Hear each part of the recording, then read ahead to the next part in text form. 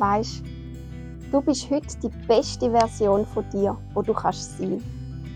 Egal welche unperfekte Situation du heute mit deinem Hund erlebt hast.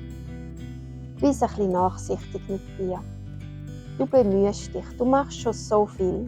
Du nimmst Rücksicht, du probierst deinem Hund die beste Führung zu geben, die er braucht.